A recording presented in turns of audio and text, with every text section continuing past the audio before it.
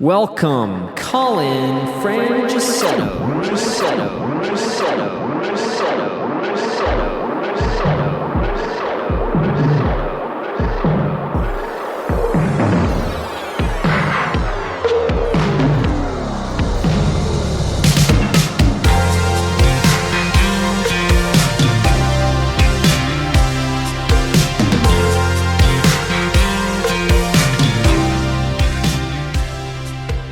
You've been pretty busy lately? Yes and no. I'm like in the middle of sort of reorganizing and rearranging my art studio, which is like in my garage. So I've been doing that, and then other than that, I just like banged out a bunch of commission stuff that was sort of like, gnawing at me for a bit. So that feels good. Then was doing some music with my wife. Oh, nice. And then we're like headed to LA for that panel thing. Yep. Sort of been in like an intermittent period of like feeling lazy and not wanting to do anything. Yeah. So trying not to fight that and sort of like just like accept it. Yeah.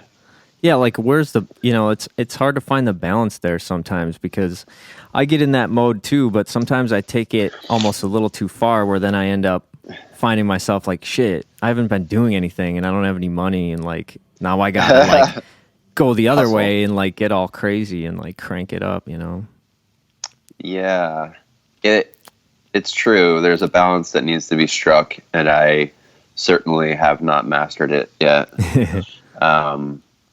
Because, I don't know. It's all part of one thing, It's like you have to have this down cycle, and sort of like a period of absorption, I guess you could say. Like, I guess I don't know.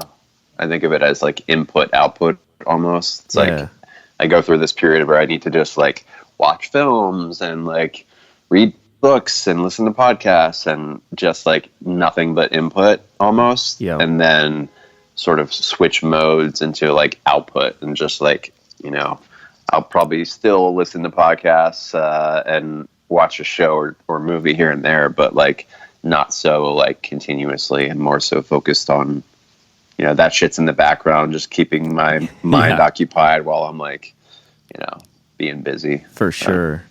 Yeah, it sounded like that from listening to some podcasts you were on. I don't remember which one it was. Rameen's maybe. That was a wild one.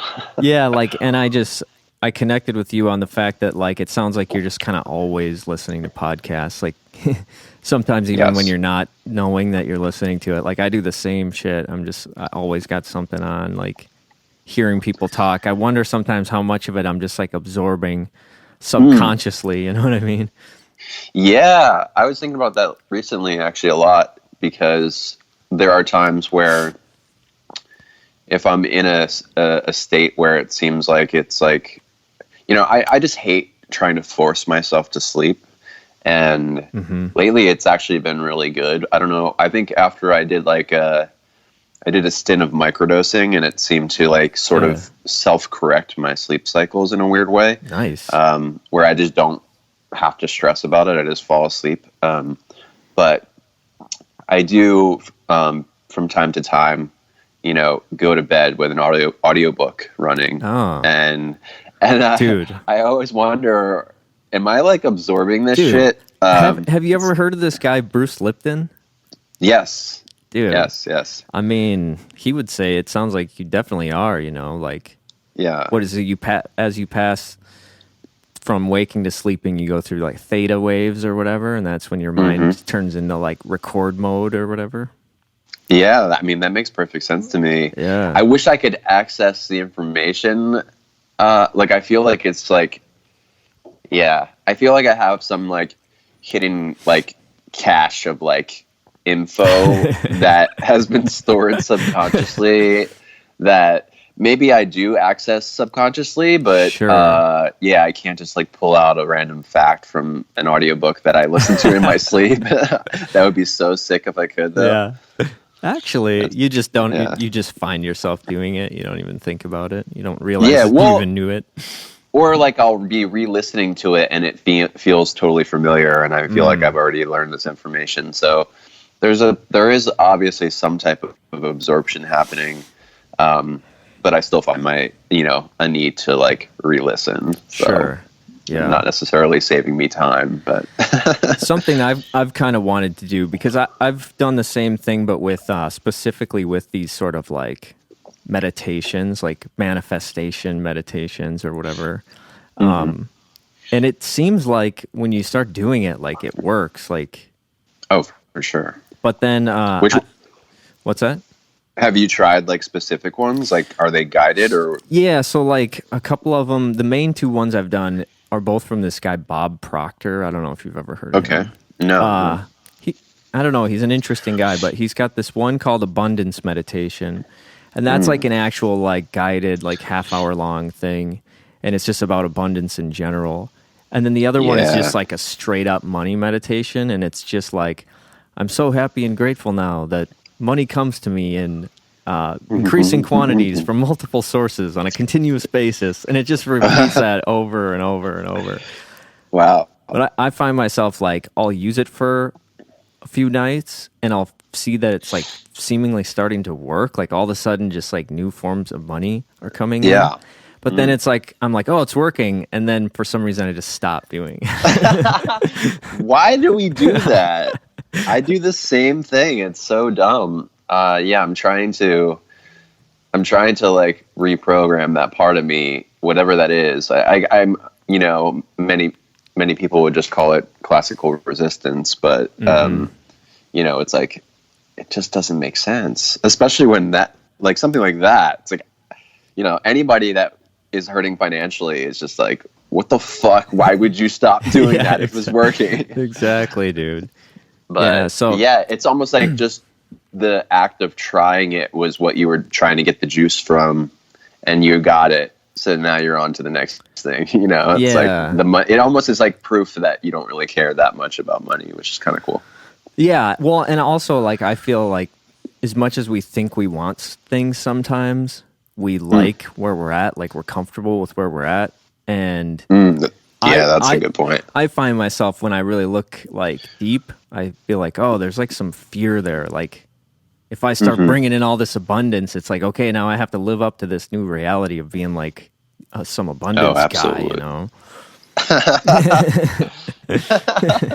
Some abundance guy. But like one thing, one thing I kind of wanted to do based off of the Bruce Lipton is like record my own meditation. Yeah. So you can really customize it to like shit that's like you're trying to work on. Yeah. And I tried it once, and it was a twofold problem. One, I realized I didn't quite do it right, like a quote unquote right. Like a lot of it was phrased in like not the best way, you probably know what I'm getting at. But the other part of it was like, I realized like, oh, it just kind of made me feel a little bit like freaked out a little bit. I was like, this is kind of intense. Like hearing my own voice talk about stuff that like I feel insecure about in my head as I'm trying to like fall asleep. Like it's very psychedelic. Yeah, definitely. Yeah.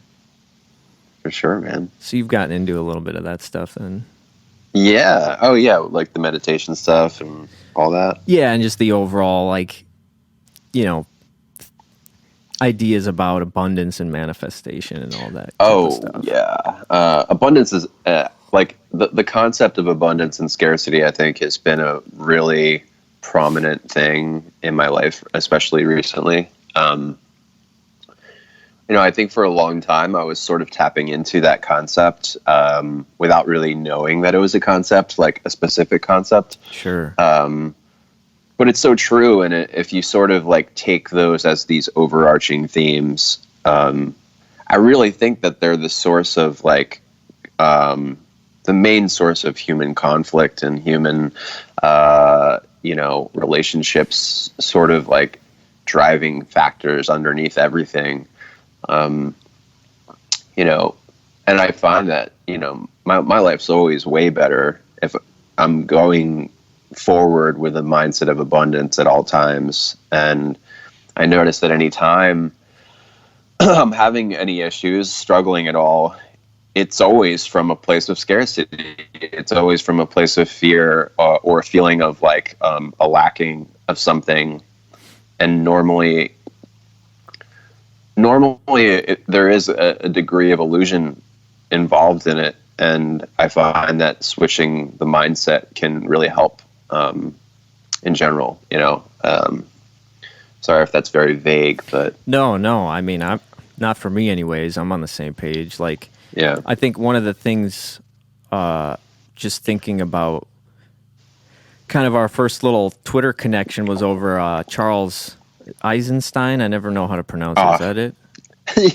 Yeah. Yeah. His podcast. Yeah, that guy's fucking, he's a genius, dude. Dude, that guy is awesome. And I think also I've noticed you're a fan of Andrew Yang.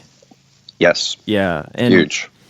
And I think, that whole idea of, there's a lot of things that I think encapsulate what you're talking about, but universal basic income is definitely one of them. And it seems like this big sort of like, it's more than just, hey, everybody should have some money. It's like this entire shift in the way that we view like each other and life itself. Like we're willing to pour like, billions and billions of dollars into like the military and whatever else. And like it's this basic thing of like, hey, shouldn't we all, like, we're all in this together.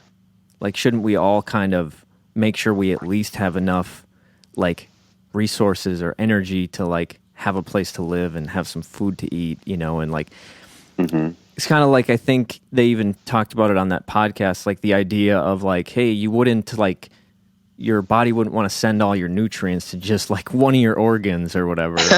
Yeah, that was a great metaphor.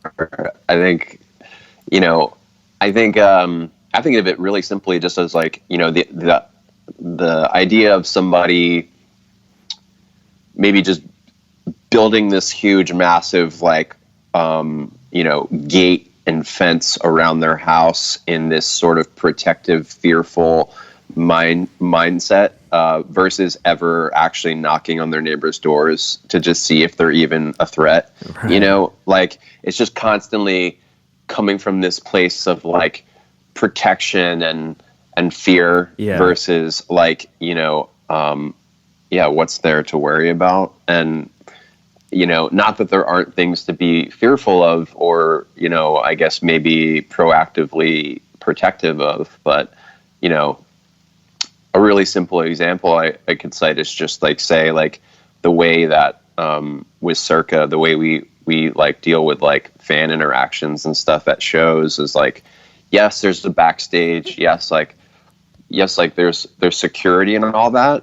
But like, we walk around all the time. Like we're just out in the crowd. Like we'll watch other bands from the crowd. Like we hang out outside our bus, hang out with people. And, I always thought that like the more you like make this, sort of like way of thinking where you have security escort you from like the bus to the backstage and you only interact in this like protected environment. And like, that's the way you sort of create the frenzy that happens when you see like fans freak out over you. If it's no big deal and you're just hanging out, it sort of diffuses that whole spell. Right. And it's sort of the same concept with like gated communities and like people that live in mansions behind fences. It's like you separate yourself and you put yourself up on this like hill, and then you sort of make it so that people like want to scale those walls and they want to see what's behind there and they want to, invade and sort of be like, who are you to separate yourself? Yeah. The more, look at someone like Wayne Coyne from the Flaming Lips. He just lives in this normal neighborhood in Oklahoma City and like people know his address and just show up on his doorstep all the time. And it's like, at the same time that I could see maybe that being a little freaky, I find that like, it's way better to just become a part of the all, become a part of like the world, just be a participant and recognize that the more you play into this idea that you need to protect yourself from others, the more you create that type of like cycle for yourself and sort of like a self-made prison in a lot of ways. Definitely, dude.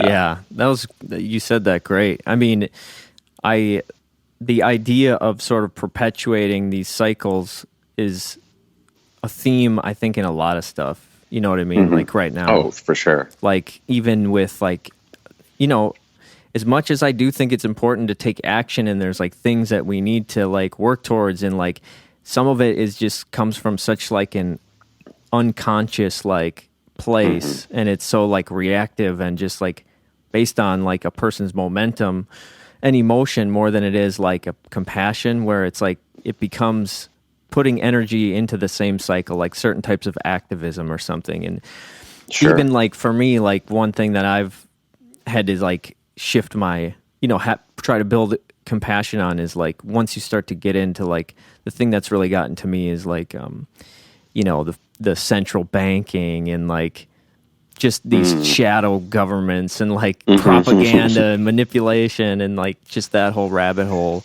of all the craziness that's gone on over history. And it's like easy to think like, well, those people are like fucked up and they're like different from me because I would never do something like that. Right. But then you're just you're perpetuating the same exact dynamic of like, oh, I'm the right guy and that's like the other, you know, and Yep. like, it's this different thing. And so it's like you've talked about a little bit about on other podcasts about the sort of not often liked way of viewing the world as like perfect. You know, like you'll get a lot of shit for saying that. You know? Yeah, the controversial nature of that statement, you know, because it does come off as like a very privileged statement. And I think to a degree that, you know, I was just listening to, it was like, I think it was on Future Fossils. So it was Michael Garfield and Eric Godsey were talking, and they were just talking about that sort of that, how that's like totally this like universal truth, yet at the same time, it can be very much so used as a spiritual bypass. And that, you know, when it comes to human emotion and trauma and social responsibility and all these things, we can't just be like, well, everything's perfect, sorry. Yeah. But you know, there are moments where you're going to feel like that resonates as probably the most deep truth. And you know, it's all about the framing and the actual situation, like about how that applies. And yeah, I don't think it'll necessarily always fit. But I do hold on to that concept in a way of like, yeah, like, yeah, just that like, there's such a bigger picture at hand at all times, and that, you know, it's not about saying like, oh, that tragedy is part of perfection. It's like saying that, you know, my reaction to it can be part of it. And like, you know, there are all these like nuanced like sub layers of like peeling that whole concept back. But yeah, I mean, I think of it sort of like just because you can see a view of reality that everything's perfect, that doesn't mean that you're still not a autonomous being in the whole mix of it that needs to like take actions and stuff. But it's sort of like if you want to fix your lawnmower, like you kind of have to have, or it can help to have like a blueprint or you know what I mean, to like see the whole thing and see how it works and how everything fits together, rather than just like you've got your nose buried in it and you're, you know, getting all upset because some bolt won't come off. You know, but you gotta, once you look at the blueprint, you realize, well, that bolt probably won't come off because it's connected to this other thing. You know, so I just feel like that's a good way to put it. The understanding of the perfection more so just like can help foster like compassion, which can help you like learn how to like, what is it in Buddhism, like right action. You know, just because you're going around yelling at people and holding signs or like punching people or doing whatever, it doesn't necessarily mean like what you're doing is actually like helping to achieve the result that you're looking for. That's and that's not to like rip people who are being activists either, because I think people are doing what they think is best. That's part of the perfection aspect, is like everybody is trying their best, Yeah, absolutely. There's always going to be instances where, like you said, a bolt can be connected to like another, lever and whatever. And it's not just this simple thing of looking at it as like, oh, well, this broken part is perfect. It's more complicated, but there are instances where it is just like clear cut, and it shows you directly in real time. This like, my wife, Sarah, the other day had like an accident happen, and, it was this really, momentarily it was traumatic and scary and upsetting, right? But it was like within an hour or so, everything was okay. Everyone was fine. There was no serious damage to any vehicle. No one was hurt in any serious way. And there was just like, she was shown like just so much compassion, in a situation where she was forced to pause and sort of look at like, would I have been that compassionate? Would I, if this situation was reversed, would I have been as understanding and kind and all this stuff? And she like really processed it in this way that was super beautiful. And it's like this perfect example of that concept we're talking about, of how, yeah, the accident sucks. Like that whole part of it sucks. And you could look at any fragment of like that moment of pain and people being like stressed and scared and all that, being like, well, that's imperfect. Yeah. But then the result is perfect. Yeah. And like, it's sort of like, sort of what you're talking about, like the connection of like the through line of that whole thing is where the perfection lies. And time is a crucial part of this whole thing, So it's like, in the moment, something may seem so uber fucked and so dark and just so like, cruel and unfair. But time sometimes will, show a different story. And so it's important to zoom out, Yeah, and I feel like there are plenty of things that we just don't even have the capacity to like, it'll be multiple lifetimes before, like something like climate change or something. I'm not saying this is like a good thing. I think there's multiple factors between human influence and larger cycles of the earth and the cosmos. But it's like, of course it seems terrible to us, but it's like, how can we think, as it sucks for humans, you know what I mean? If shit gets crazy, but it's just like any period you have in your life where things seem super terrible. Usually on the other side of it, you look back and you're like, that actually like was really good for me, like I've heard even like cancer survivors, it's like a very common thing for them to say that it was like one of the best things that ever happened to them. Absolutely. And so I can only say that about things I've experienced, like these periods of like super intense, like deep depression and like in dark night of the soul, panic attacks, like constantly, that type of thing. Like at the time, through a few of those experiences, like there's nothing else that seemed worse, and like I couldn't imagine how that could ever possibly be a positive thing. Yeah. But at the end of the day, I can, without a doubt in my mind, look back and say like, yeah, that made me like more compassionate, more loving, more understanding and open-hearted, like more wise, better at communicating. Just like so many things just really made me sort of like who I am. And it's just sort of like nature obviously goes through the seasons every year, where winter, everything sort of dies and falls apart and seems like everything's fucked. It just sets the stage for like this beautiful rebirth, Absolutely. I mean, I think so. Two things on that. I mean, when I was going through my divorce, probably like 6 years ago or so, a little more, the quote that like became just like my mantra to get me through it. It was a Joseph Campbell quote, and it's just the cave you fear to enter holds the treasure that you seek. And, it was just because it was a time filled with fear for me. And that just kept me moving towards the fear constantly. What because was the fear?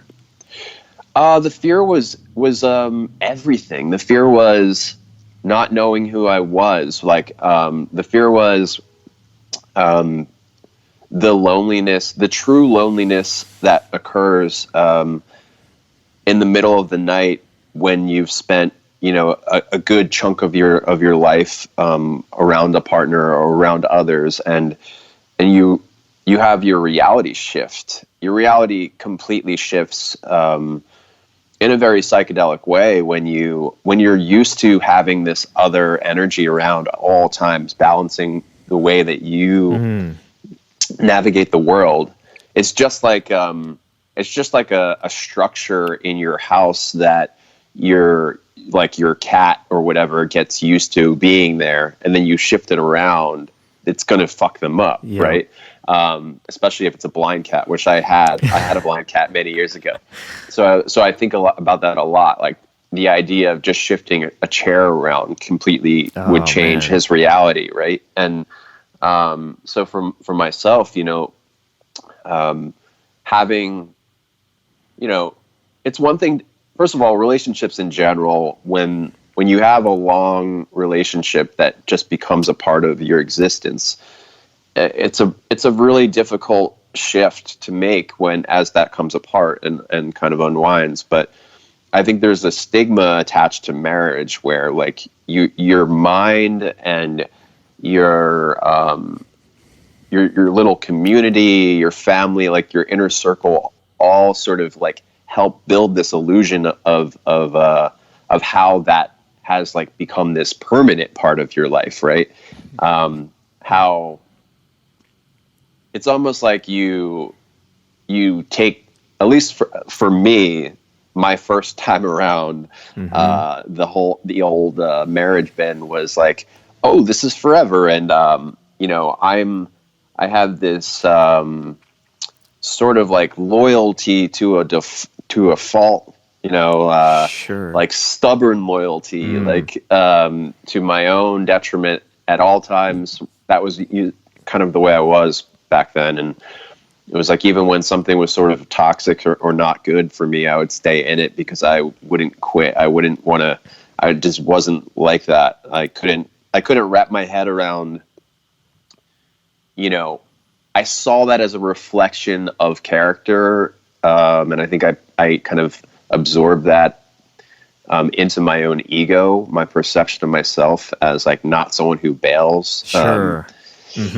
And so I think going through that time of just, I think I when I was writing journals and stuff and going through that whole thing, it was like, I called it like facing midnight, because it was like at midnight every night, like that's when it really would creep in, this silence in this house that I was living in by myself.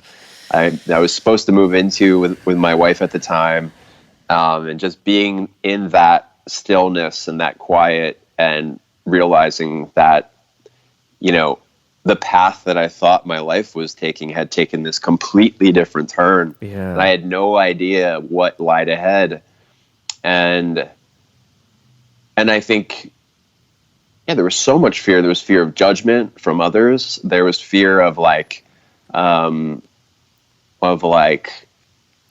don't know, just like what it said about me, that I had a quote unquote failed marriage, that I had to do a lot of work and a lot of like reflection and a lot of searching to heal that.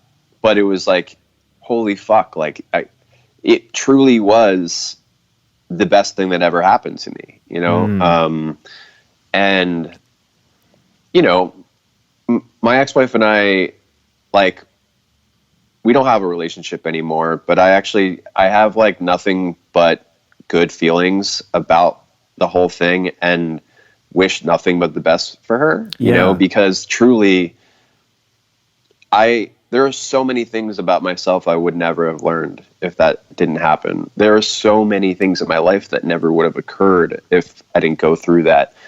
And I think one of the biggest things I took away from it, and this is something I would gladly just share with everyone who's listening to this, Yeah. anyone who goes through something like this, is that if you get to feel love, right? Any type of deep love in your life, and that's even if it's for a day or if it's for like decades, right? Mm-hmm. Like you can take that with you forever, right? Like throughout the rest of your life. Like you don't, like human relationships, first of all, aren't permanent because nothing is permanent. Yeah. Like impermanence is the only constant. Yeah. So recognizing that a marriage ending or a relationship ending doesn't equal failure. Like the point of a relationship is just that. It's like literally for it to exist and to be experienced, and it ending sometimes can just literally be another part of that relationship. And like we can't see, I just think that there's this this stigma attached to divorce and attached to like breakups as, Yep. oh, you couldn't hold it together, like then it's a failure and there's something wrong with one or both of you, or however many people were involved, you know, and really that's just not true. And I think it's really important to recognize that, you know, sometimes marriages or relationships are just meant to be for a certain period of time to teach you things and to give you these experiences. And then, you know, there are like other chapters left after that. Yeah. So in some ways, I feel like it's just like all of a sudden a therapy session for me because I'm not going through a divorce, but like I've been in sort of an on again, off again type of relationship that's like one of my best friends, you know, and it's like so challenging for me. Some of the most challenging aspects are like, you know, you kind of, even if you feel like it's maybe right to move on, it's like feels so weird to just like make that decision without some sort of like intense dramatic thing like pushing you to make it, you know, to like almost proactively be like, you know, this is great, but I think, you know, life needs to go this certain way or whatever. And and then another part of it is kind of like, even if you do make that decision, like you're still the same person, you know what I mean? Like there's still things about you that brought you into that relationship that like are the same. And so you can't, I feel like I can't just jump into some other thing because I'm still like the same person and I'm still kind of gonna like potentially like wind up in a similar situation, if you know what I'm getting at. Oh yeah. I mean, that was a major part of my healing process and sort of the phase of you know, going through the divorce and then being alone and deciding like very consciously that I wasn't going to date right away and that, you know, I needed to be alone and that I needed to focus on myself and I needed to, first of all, regardless of however badly all of the people who loved me through that period wanted to make me the victim and feel bad for me and sort of like, you know, be this sort of like cheerleaders and sort of get me right back out there and all that stuff. Yep. I had to just with compassion and calmness be like, no, you know, like I need to learn what I did, what my role in this was, you know, because I, you know, not that there aren't situations where there are just like, you know, aggressors and sort of victims, but, you know, it would have been very easy for me to look through this lens of like, oh, I'm a victim in this situation. And like, I did nothing wrong. And it really is just like, I need to find my right partner and all this stuff. Yep. It's like, no, you totally played a role in this and you need to figure out what that was. And you need to take a deeper look at that. And you need to sort of go on your own journey here of like, what is it about me that is going to like continue this pattern in the future over and over again if I don't take a look at it and change it. And that was a really important thing for me. I mean, I was very blessed that when this happened, I was in a off cycle with Circa, and I basically got I had 4 months of just, I had nothing to do. Mm-hmm. I had no commission work. I had no circus shows. Actually, I had one circus show. That was it. And other than that, I got to just completely focus on healing. And I was going to therapy sometimes twice a week. Oh, I nice. was every single day just reading self-help books that seemed so crazy. Some of them were very helpful. Some of them were not. But, it was taking in, even if I read a whole book and I thought it was complete dog shit, I guarantee you I wound up getting at least 2 or 3 sentences out of it that were really helpful for me. And that was the key of that whole period. It was finding the nuggets of knowledge that really resonated for me as true and resonated as beacons of yes, this is what will help you get closer to cultivating not only a future, where you attract the right person. Yep. And, it can be a better fit or whatever, but also so that I can be a better me. And so I can be also, when I do meet that better fit for me, that I can be a better fit for them. Right. Yeah. So, yeah. Yeah, that you can actually rise to the occasion and feel comfortable, because part of it is kind of what I was saying earlier is it's just a theme that I've been sort of contemplating for a while, is just this idea that we, as much as you think you might want some certain scenario, whether it's a better job or to be a self-employed person or, Mm-hmm. the classic, a ton of people could look at a situation like yours and be oh man, if I was just playing in Circa and doing art full time, shit, Yeah. that's dream life, Mm-hmm. And something that I've learned kind of going on a self-employed journey myself is it's not just a dream life. A huge part about why you even do it,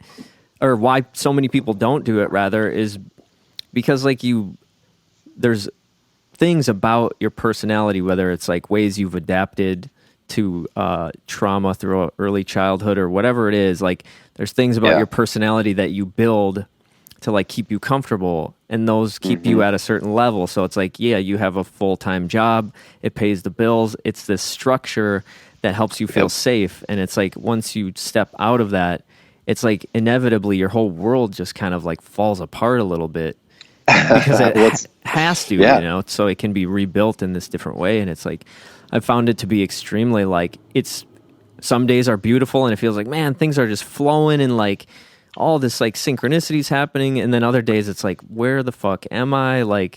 I must have missed a turn somewhere. I have no ground to stand on. It feels like I'm in some Twilight Zone episode or something. Yeah. I mean, I think that kind of calls back what I was saying about the psychedelic nature of what my divorce was of looking around and not recognizing my reality anymore. And that's a similar feeling I would get early on in this journey of the uncertainty of it all, of really not having that routine and that sense of that cushion of familiarity and dependability that a 9-to-5 existence gives you. It really does give you this. It's a whole nother fucking layer of comfortability in a reality bubble. Exactly. That luckily I've been free of it for so long that now this is my normal.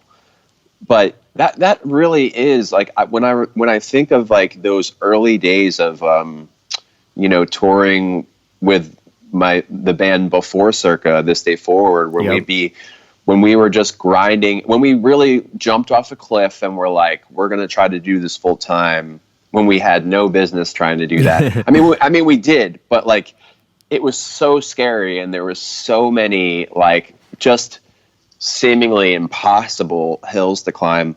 And I remember being in the van sometimes and just looking out at like the desert landscape of like driving across the country and just feeling, it felt like in the middle of like a fucking 12-hour acid trip, like that feeling where you just have nothing to latch onto and you have no idea where the fuck you're going.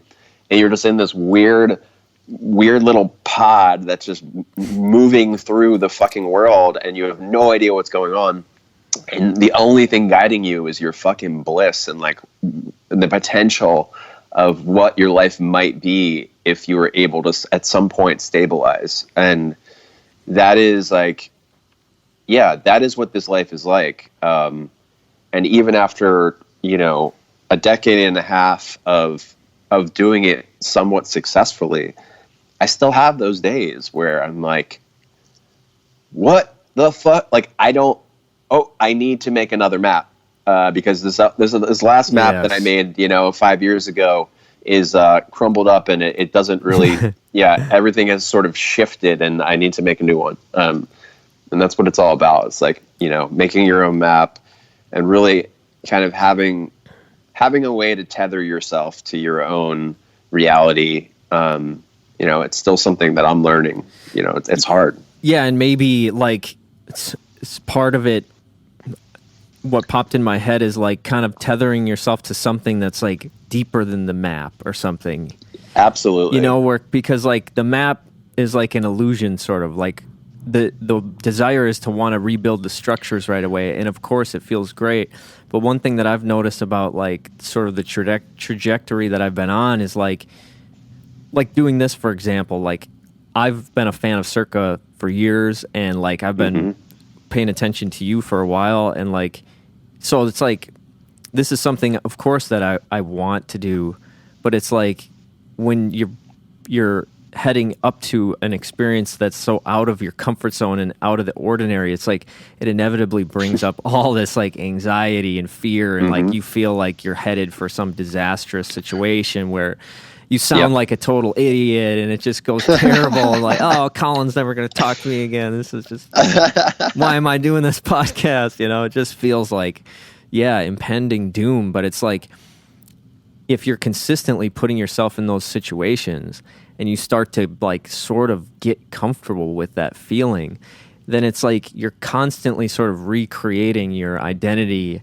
and like your identity becomes more fluid where it's just like always like growing and changing a little bit rather than like in the past, I would go through these times of like, I've got a great job. I have it for years. I hang on to this idea of who I am. And then all of a sudden it just completely breaks down and I have to like totally rebuild it from scratch, Mm-hmm.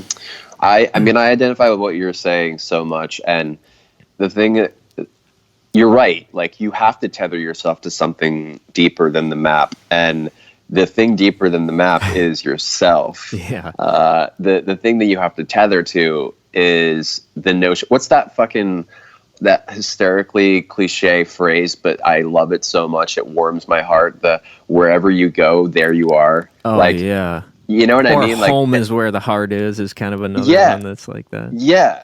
No, totally. And, that's the thing. If you can get comfortable in your own skin and truly see that, the more connected to yourself, your quote unquote higher self, true self, and the more comfortable you can be in just living authentically and dropping the masks, dropping these stories and lies and filters that we sort of use to navigate every situation a little differently. It's like, no, I'm just this at all times.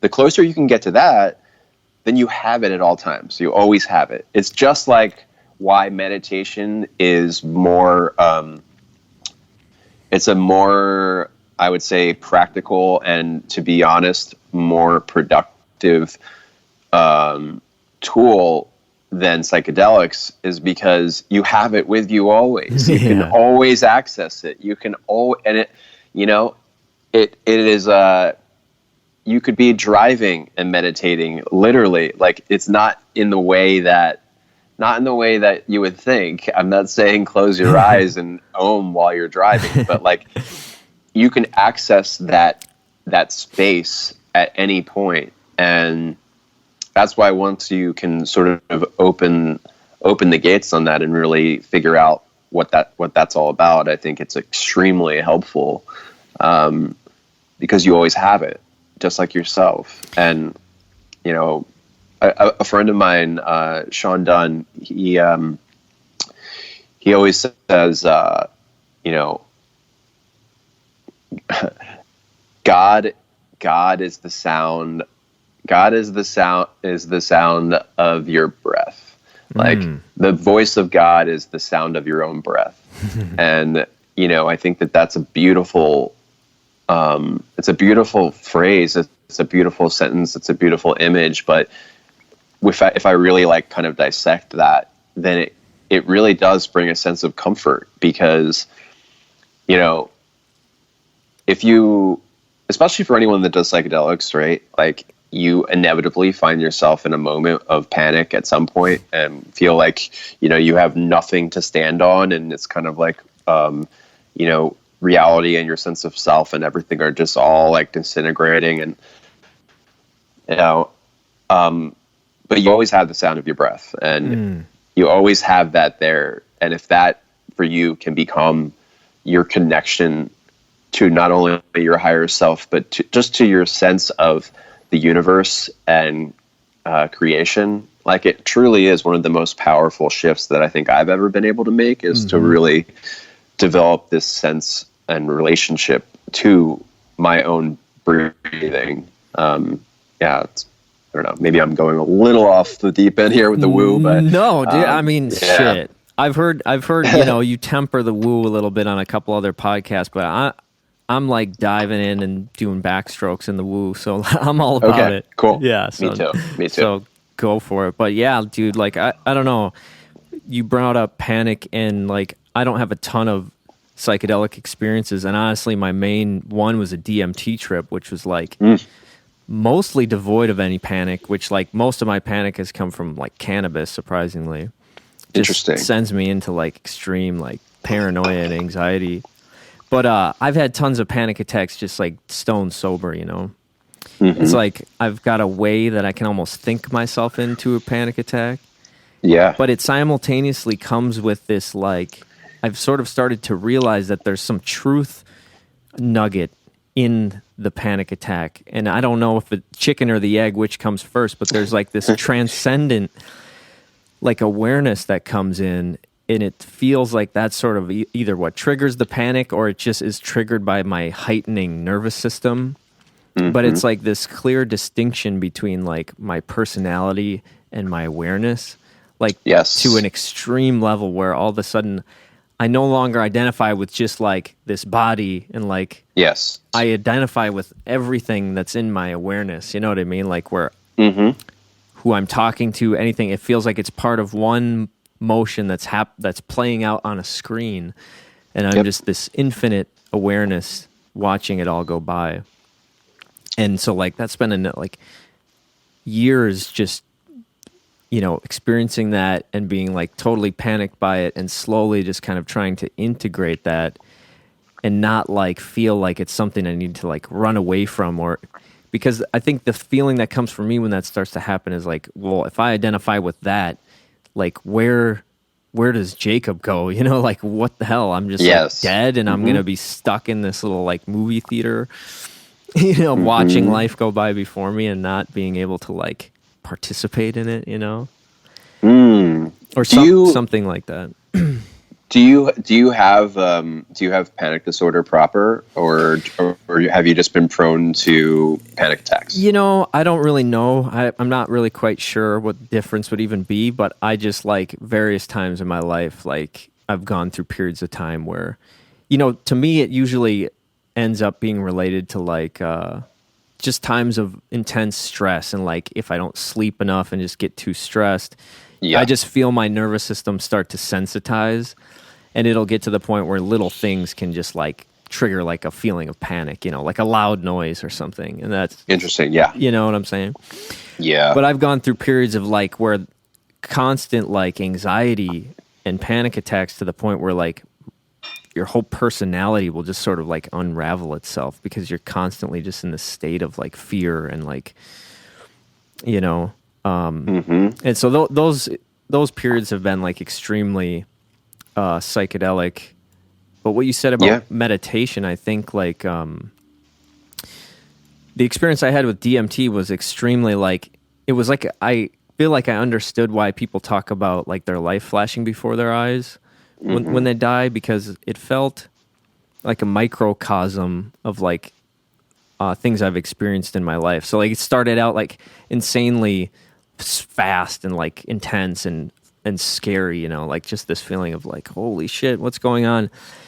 And then there was like almost a dial tone type sound happening in my ears, and I just interpreted it as like a heartbeat monitor, and I was like, oh, I'm dying, you know?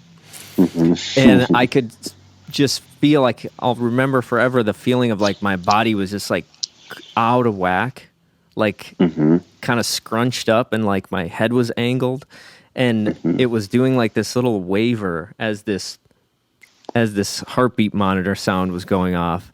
And once I like accepted my death, it was like my spine just like aligned, like sat up straight. And that's when it just broke through into just like pure oneness. And the most striking part was like an Om. And I'm pretty into Buddhism, so I kind of have an interpretation of DMT sort of being this like realm of your sort of deepest possible subconscious like ideas about reality sort of like interpreted, you know, and reflected back to you.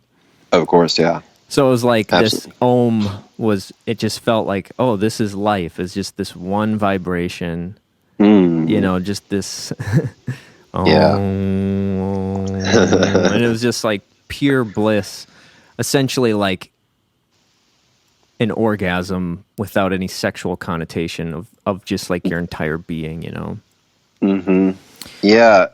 I was going to bring up, so I've been sort of working with this, well, actually I have two therapists at the moment, but, nice. But one of them is sort of like more psychedelically inclined, and she's given really beautiful talks at like the Portland psychedelic conventions here and all over. But so the name of her talk last year was Trauma as a Catalyst for Transformation. And that just sort of resonates with what you were saying a little bit about sort of that the blips of sort of oneness that you would get even in a panic attack, where you're sort of disassociating from your body and seeing the screen and getting, you know, like you said, that separation of, you know, kind of say maybe that you're seeing it all happen, but sort of outside of yourself, almost like out of body ish. So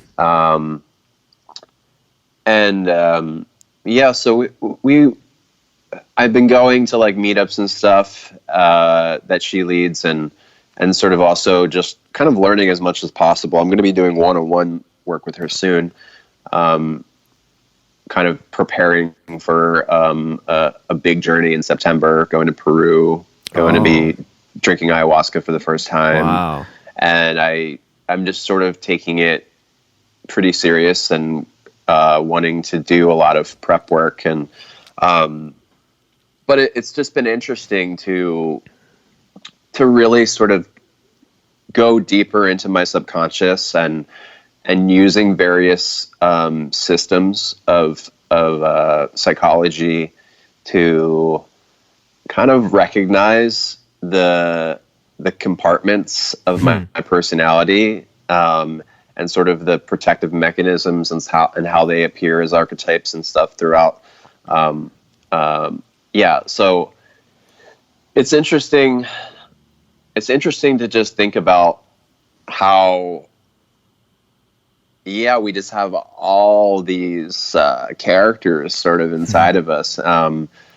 all pretending to be like us, Yeah. at various times. And when you have any type of moment where they all seem to fuse into one, and you really do see how at the top of the pyramid is like this higher you, who has the power to sort of see through the illusion and crumble it. And like, it's like you said, like just constant awareness, this like flow of awareness. Again, it brings me back to time and how time plays into all of this. And like you were talking about the Om, that reminds me of, I'm pretty sure I've been like obsessed with Future Fossils lately. So I've been listening to a ton of Michael Garfield, and the dude is just so brilliant. But I think he was referencing a Vonnegut book. He was talking about this visualization of like the human as like a centipede almost, in that the way it goes through time. I've heard Duncan Trussell talk about that, like a temporal centipede. Yes. Yeah. Yes. And I feel like they've sort of made a little bit of a visual of that in Donnie Darko, sort of like the thing coming out. Definitely. But I've been thinking about that a lot, just in general, about sort of the way time creates this illusion of separate moments. Yes. But that, if you could sort of flatten it all out and look at your entire life as just one being, that it would have this serpentine quality to it.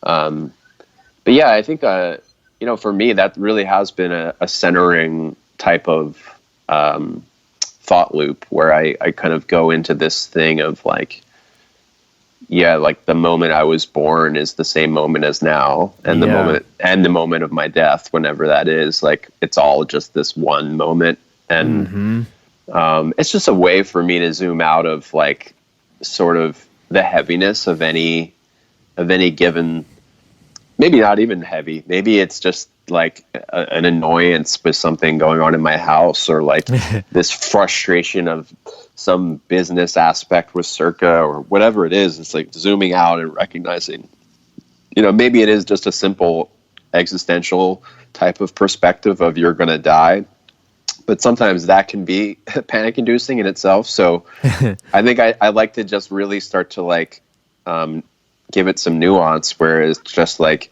like time is creating this circus illusion in my mind of what, like giving all this drama and giving all this like importance to something that I'm just, I'm just part of this bigger thing. And I'm just like, like I'm just a part of the body, doing its thing. Yeah, exactly. You don't have to feel like you need to, sometimes I think we overemphasize the idea of like decisions and like action in terms of that it's something we have to figure out, where it's like I don't know. I was like a huge free will guy for a long time. Like I had this really tight hold on free will, and I was like, that I just really believed in it, and I would argue a lot with a buddy of mine about it. And I don't claim to know the answer. Obviously, I'm not arrogant enough to think I could decide whether we have free will or not. But that being said, specifically the DMT trip really just sort of blew my mind in a way where I just like couldn't help but feel like, if this is all just one wave, like if you imagine a wave coming into shore, like these water droplets aren't choosing which direction they're going to take. They're just happening, and that is something that can be terrifying, but to a lot of people. But I think I've found comfort in it, in the sense of like, it forces you to just like it's like radical acceptance, the idea of radical acceptance, or the wisdom of no escape. It's like this idea that it's like, there's no way out. You're not in control. Like, accept it, and just watch it go by. And it can really give you this, just a bit of a, might start out real subtle, but just a bit of a weight off of your shoulders, might help you make better decisions. Yeah, exactly. Yeah. Ironically, Yeah. or surrender to the decision. Right. Yeah, no, I think about that constantly, dude. And like, you know, because you listen to some of those podcasts where I think I was perhaps slightly in a hypomanic state, you know, coming out of that very intense, you know, period of synchronicity that just like swallowed me up for a few months. It just like would persist and persist. And, you know, the thing that just really got to me were the moments where I was just like, I was just dumbfounded by these moments of what I could only describe as precognition or like these overwhelming intuitions and senses of something about to happen, sometimes a very specific thing, and then it would just occur. And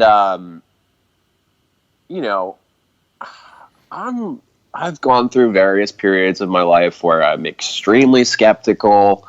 I'd like to think that even in my most devoted metaphysical high weirdness, I still retain a part of myself that is always skeptical. I don't like to commit to anything as far as ideology goes or any of this stuff. But you know, I was clearly being shown that, you know, it's not one way or the other. You know, I was being shown constant, you know, it felt like the universe was playing contrarian constantly and just gaslighting me constantly. And I was just like, you know, I would tap into my skeptical mind and reason away what was happening. I would just, you know, oh, this is just pattern recognition, and this is blah, blah, blah, blah, blah. And like just really any kind of magical moment trying to diffuse it. And then it would like fucking kick back like right away. Oh, really? You know, like sort of like that was basically what I would interpret the reactions as I would explain it away. The universe, whatever you want to call it, would immediately deliver back another challenge to me in this. Oh, explain this then, you know? And I would just get to this place where I'm like, this is this deep lesson for me because and it was so specific to me. It was so, of course it would, because like the more you go into this, the more you realize, like, especially with meditation, you recognize that you're processing everything. Like it's all coming through this, you know, it's all on that screen for us, right? Interpretation algorithm or whatever is going on in your mind, you know. Right. Yeah. So of course it's going to be specific to you. But I recognize that, you know, this is also directly talking to my constant seeking, my constant, no matter how many times I quote McKenna and like, you know, am totally in love with, you know, just sitting in the messiness of the mystery, I still have this tendency to want to try to dominate it and try to get an answer and try to figure out what's the meaning of all this and how is this possible? And it's just, I just would get this spanking constantly of like, you can't, you can't, you know, if you're going to try right now to try to make this magical, I'm going to fucking poke a hole in that too and make you feel like a fool and make you feel like, no, like you're just a wooey, you know, moron buying into some new age nonsense. And if you think in scientific terms and you try to explain it away, I'm going to fucking blow your mind with something that can only be, you know, described as pure magic. So I eventually just kind of succumbed to it and just allowed it to make me laugh, and allowed it to be equally meaningful and meaningless. And I recognized that this was my most tangible lesson in non-duality. Like, you know, like this is where it is. This is the stuff. This is like, if you can sit right on this fence and just be okay, like life can just be so different than if you sit on either side of it, you know? Totally. Yeah. No, I agree. And this is sort of, I'm going to almost like go against that and now try to like describe it or categorize it. But I just sort of felt like going back to the theme of like oneness or perfection or like everything being this sort of wave. I guess I sort of have just come to this feeling of like synchronization. Like there are times where we notice it, and I don't know what it is about those times where like for whatever reason our brains or our personalities can notice it, but I've kind of started to think that like if we really could see the truth, we would realize that like everything is perfectly synchronized at all times. Like that synchronicity is just a peek into the window, you know? And it's not... It's actually a glitch. It's like, that's just the way things are. It's not like an anomaly, you know? Yeah. And I think, have you heard of Hamilton Souther? Do you know him? He's made the rounds. I'm sure you do. So that's actually who I will be drinking with in September. Yeah. Wow, dude, that is very cool.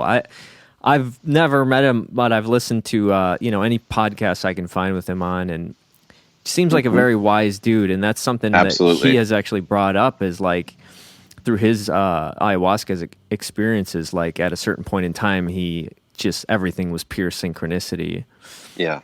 And I resonated a lot with that because, I haven't had as many like specifically like these crazy, like hilarious, like synchronicities like you've had, but I've certainly felt these like, honestly going along with the panic attack type thing of just these periods of time where like, it's more of the feeling of a synchronicity than any like particular actual thing happening, if that makes sense.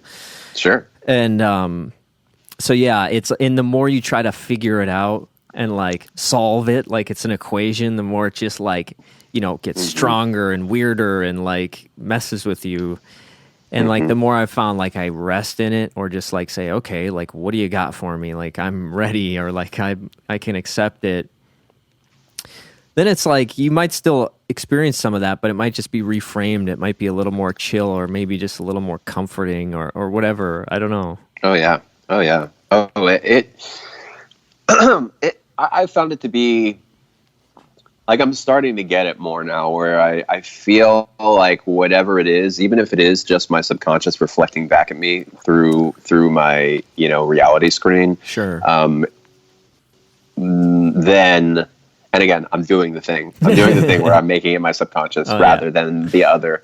I simultaneously believe that it's both and also neither. But what I would say is that there's a lexicon being created now where I have this whole entire catalog of symbols and memes and sort of like these ways that it can wink at me and show me what's happening, and I can crank it up. I can totally, increase it. I can totally, the more I focus in on it and the more I sort of kind of give it this delighted reaction, or a fear reaction, either one will sort of kick it up. Yeah.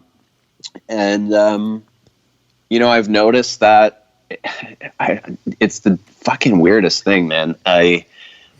It really does seem to act as some kind of weird navigation system for me. I don't know. I know it's cliche. People say it all the time, like, "Oh, synchronicities are just the universe, like showing you're on the right path." Yeah, and dropping you a breadcrumb. Yeah, and you're like, when people say that, simultaneously, I do agree, but I also want to say, do you know what the fuck you're saying right now? Like, do you understand the ramifications of what you're saying? you are suggesting something pretty profound about the concept of free will and the existence of some greater thing that is somehow manifesting in every crack of our existence and somehow interested in every single individual. Yeah. You know what I mean? But I happen to think that is true because I think that the ultimate thing, thing that I simultaneously accept and also reject is that we are all God, yes, pretending to be separate things. I 100% agree with that. Very much. And the sort of like when you're on the right path, more synchronicity. The one way that I've felt like I can understand that, like it just for me resonates. Ironic as that word is in this situation, is like I have started to tend to think a lot in terms of like frequencies or vibrations, like, and when you're in a time where things maybe aren't going real well subjectively, yes, I would imagine that life is sort of in a state of dissonance to some extent, where like things just aren't synced up very well. And it's not so much that synchronicity, like, is like informing your decisions. Maybe it feels like it is, but it's more or less just a manifestation of the fact that you're in a state of harmony with like the things in your life or whatever. Totally. Yeah. Totally. It's just like, I mean, you would know this being an audio engineer and a musician. You know, you look at that fucking Ableton session or whatever it is, and all of a sudden you're not paying attention and you nudge a fucking vocal on the wrong beat. Yeah. And you hear it how it's like, oh, I mean, it's not totally off, but at the same time, it's not right. Yes. And it's not in harmony with everything else. Yep. And I think that's sort of like, I'm just sort of using that as like an analogy or a metaphor. I get those two mixed up all the time. But like, that is how sort of it feels when you're out of sync with the world. And some people I know will tend to have like negatively charged synchronicities where they literally, it's almost like a paranoia. The world is literally punishing me and laughing at me type of synchronicity. Which is, I totally get how it can manifest in either direction for sure. Well, yeah, like I've related to you in talking. It sounds like you've had times where you've gotten pretty deep into like conspiracy theory rabbit holes and all that stuff. Yeah. And like I am no stranger to conspiracies, and like I tend to believe that a lot more of them are true than people want to admit, just because it makes people uncomfortable. But at the same time, there is this, I feel like conspiracy world is a great example of the recognition that just everything is synchronized. Because the deeper you go, the more and more synchronized everything is, like it's just like, whoa, how did this connect with that? And this guy was doing this. And like, it's just this crazy web of synchronization. And it's like, is that all a planned out thing that they all synchronized all this stuff? Or is it just that the nature of the universe is ultimately synchronized, Yeah, that's so funny. That's another thing that Godsey was talking about. He was saying how, I'm trying to remember which he was referencing Robert Anton Wilson and how, in the Illuminatus trilogy and stuff, and how basically the even scarier thing than the conspiracy theory is the notion that there's this that reality and all these factors are happening are this fucking wave, and that the conspiracies are just a few collective groups that are trying to fucking pretend like they can tame the wave. But the reality is that none of us can have any type of meaningful effect on this thing. Right. And that's the truly terrifying thing, is that there's no control, and that, we buy into these, scary conspiracy theories more so because, they sound creepy and scary, but actually they're more comforting to us than the idea that there is no control. Yeah. No, I agree with that. And that being said, like, there are definitely like legitimate, conspiracy and propaganda and manipulation. But the thing that I've really like started to resonate with big time is, have you ever heard of this idea of the Great Year? No. So the Great Year, like, is some of these guys like Randall Carlson and like Graham Hancock talk about this. Yeah. And it's this, about the precession of the equinox? That's like the tilt of the Earth. So it's like the precession is like one full rotation of the Earth on its axis is like one precessional cycle or whatever. Right. And it takes like 25,000 years roughly. Okay. And so like Plato and the Indian, like in the Vedas, like they had these things called the yugas. Plato had the Great Year. And basically it's this idea that 25,000 year cycle is actually like a year of like another magnitude. And so we go through seasons on that year, and like there's like a dark age, a bronze age, a silver age, and a golden age. And so it takes, 25,000 years for that entire cycle to be completed. And so the idea is like that we've basically been in a dark age for a really long time, and that this sort of like mass awakening is us like, on the upswing coming out of this dark age.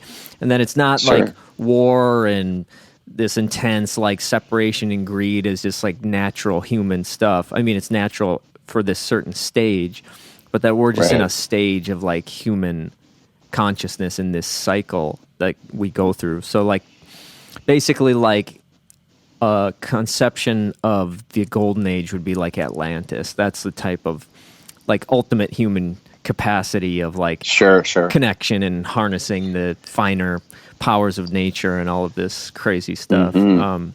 But the more, you kind of get into it, and again, it's another way to explain and put a structure on something that's like ultimately unknowable. But at the same time, like for us to be like, oh, well, we live 70 years maybe, so we kind of know how this works. It's like, well, no, like they are finding that there's all these crazy advanced civilizations potentially that we have no idea what they were like, before the end of the last ice age and stuff. And so this idea, like once you start to think about life as like, oh yeah, from like the Great Depression and, even before that, like the plagues and all this stuff it's like, yeah, it does seem like a pretty dark age, like humans have been doing some really messed up stuff for a long time. And I think you and I are both people that can kind of see this capacity for like a different type of human life, Oh, for sure, man. And you're like a huge like promoter of that, as far as just like not the idea, but just like your actions. I really appreciate like like just even simply like coming on this podcast. Like I've got like 5 episodes. It's not like it doesn't seem to me like you're doing this to be like, oh yeah, I'm on this badass podcast. Just like you just seem genuinely like to appreciate like sharing things with other people and connecting and like building a community and propping each other up and all of those things that I think when you think about like an entire human civilization being based on those types of values, like the transformations would be beyond what we could even like potentially conceive at this point. Absolutely. And yeah, man, I mean, the thing that's funny is that like people don't realize like when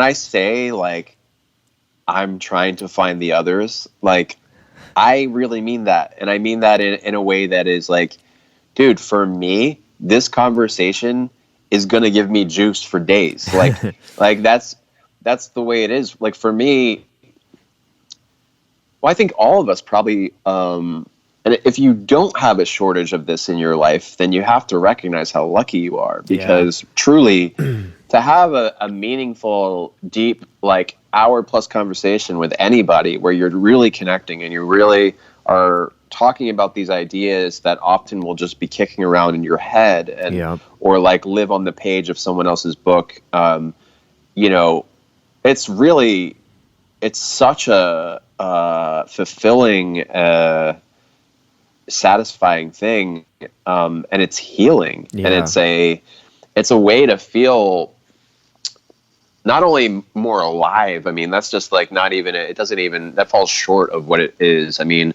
I was talking to Sarah last night. You know, we were just talking about the panel that's coming up, and how, you know, because I've had some, like, I wouldn't say like fears or like reservations about it or anything, but just like, because the psychedelic movement, there's like this renaissance happening, and there's sort of a you know, there's sort of like an in vogueness to it right now. There's sort of like some hype that's coming along with it, and with those things comes charlatans, and comes, like, you know, this whole like potential to take advantage of people who are just curious.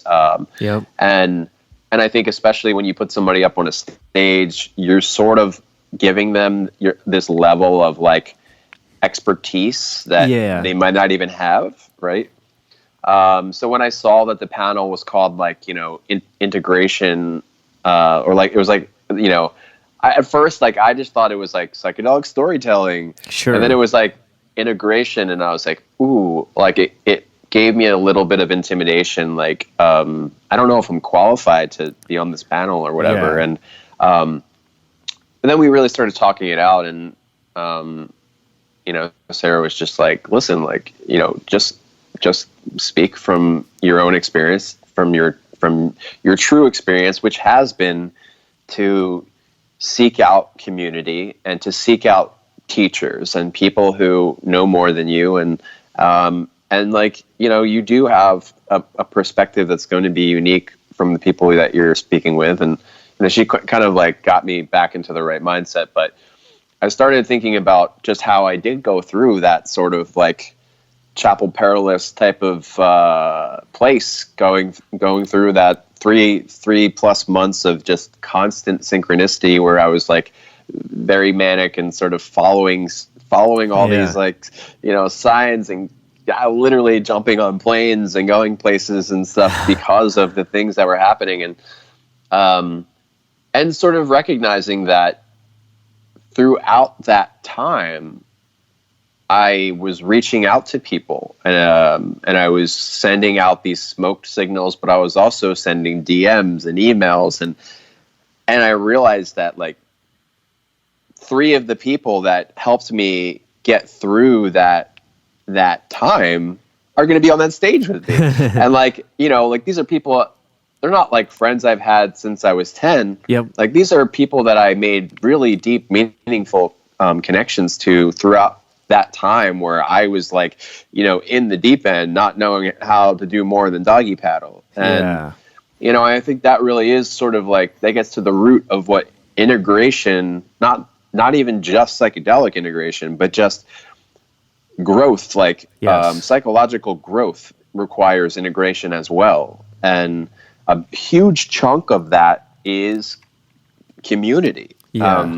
You know, really, like, finding people that you can have these conversations with and not feel like an alien, you know, not feel like you have to put on this other mask just to literally be in a conversation, and to, you know, not feel like a total psychopath. Like, you know, like, that's a huge part of integration. And that's a huge part of my own journey of realizing that even people who have been part of my life forever, since I was a little kid, really, really meaningful people in my life, I can't expect them to necessarily understand where I'm coming from and necessarily give a shit either. You know, and that can be very painful. And that can be very alienating. And I think the more we can recognize that it's okay to seek out additional support through other relationships, where people who do have the same interests and the same type of minds and the same type of like, thoughts, that's okay. And that, hopefully the other people that are already a part of your life can, that'll help you maintain the normalcy of those. Yeah. You don't have to cut those people out. You don't have to like, stop fucking going to bingo or whatever it is that is like your normal thing. Right.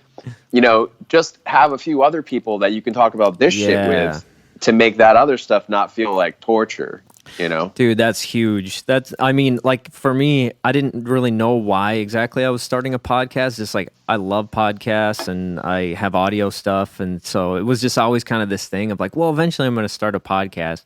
And after I started it, I quickly realized like, oh, I'm starting this like for myself, like to like make new friends basically, because like I've sort of, especially like, I mean, you've probably had a ton of people around you like this because you've been doing Circa and stuff for so long. But like, even just for me, like breaking into the whole self-employment thing and like, being a like creative person and really going for that. A lot of the people that I like played music with in high school and stuff, like they just kind of didn't take it in that direction necessarily. And at first that was really hard for me, and I wanted them to like try and do things too. And then I realized like, this is just my own journey and not everybody needs to do what I'm doing, But I really did crave like connecting with people who are also doing it and can understand like what it's like to go through the trials and tribulations. And like, even before like actually connecting with you right now, just hearing you on podcasts and stuff and hearing about your like imposter syndrome and stuff, it was like, damn, dude, like I'd been struggling with that like a bunch. That's part of the reason it took me a long time to start the podcast. It's like, what the fuck do I have to say? Like, who wants to listen to me?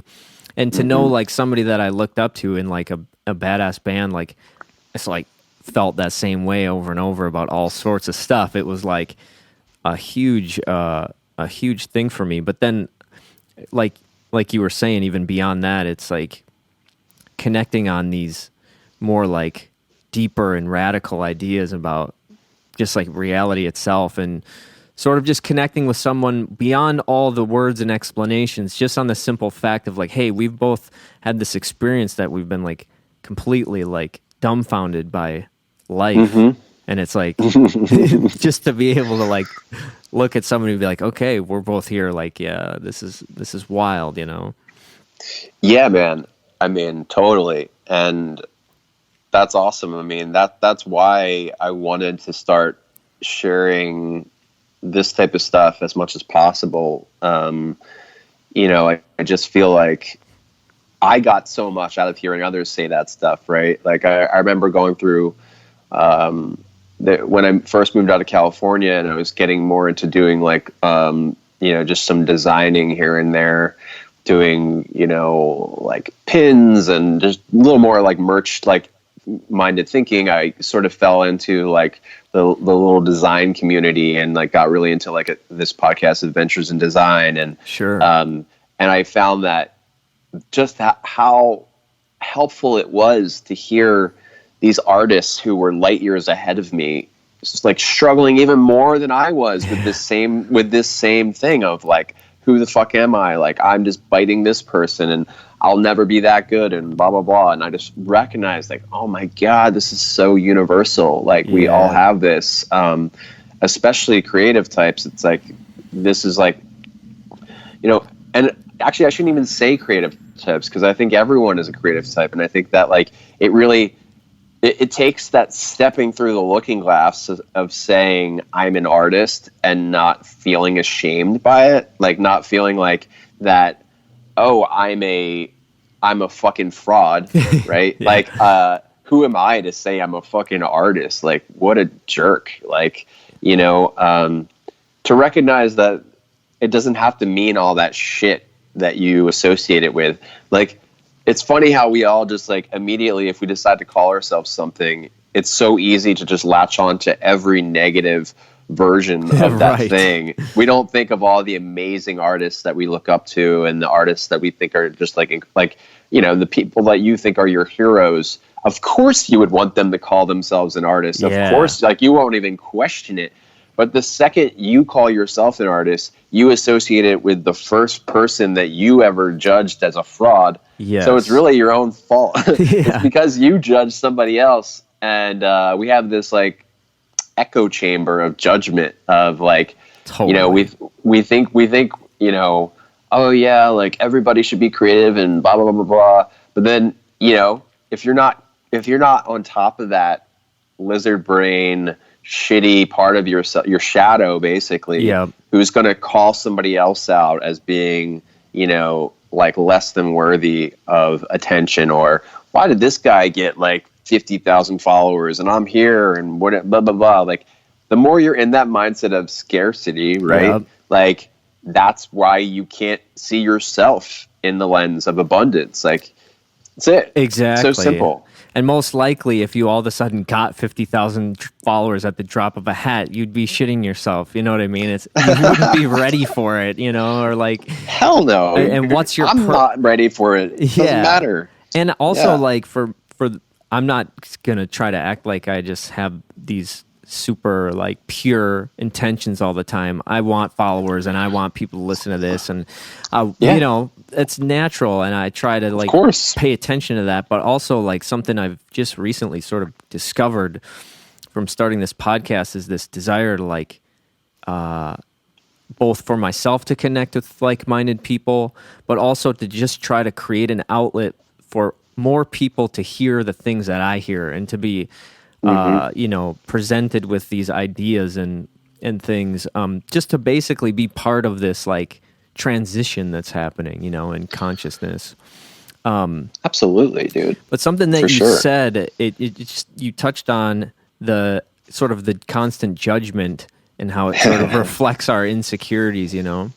Yeah. And this is slightly not off topic, but it's something that I kind of wanted to bring up, is this concept in general of just like, you know, you talked about the synchronicities being like a projection essentially of your subconscious or whatever. Have you ever like, I'm sure you have, because I know you're into Ram Dass and stuff, and he talks about like seeing everyone as God in drag. Is this thing that like this way I've been looking at life for quite a while now is like, and it can be really brutal when you really like do it. But it's to like see everything, literally everything, as a reflection of like yourself. So anything that like makes you feel uncomfortable or upsets you is ultimately like something about you.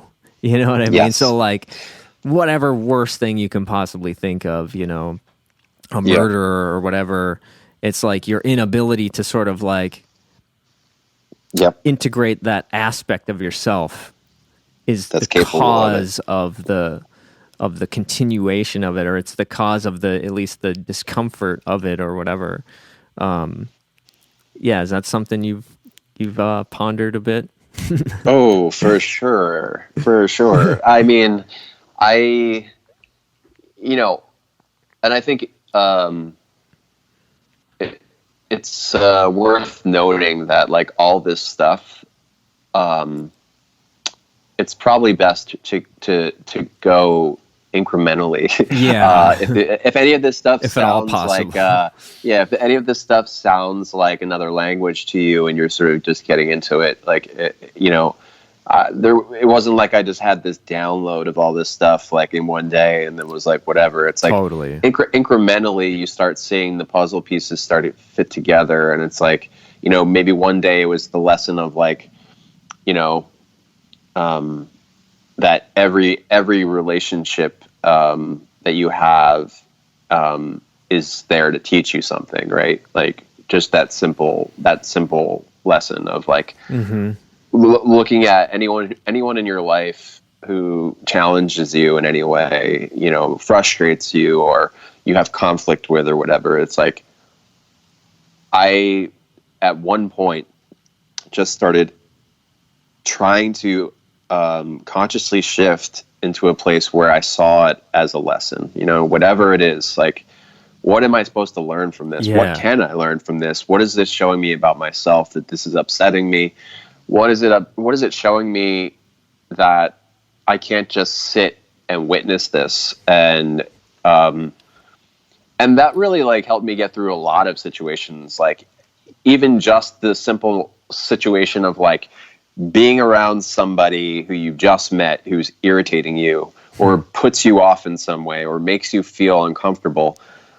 If you can cultivate the ability to just sit through that and give them your full attention, I guarantee you will fucking surprise the hell out of yourself. Like you will really see how so many of the things that we allow to sort of like, steer us around as like, oh, that's not someone I want to be near, or that's not an energy I can handle. It's like a lot of that is just like this weird personification of resistance to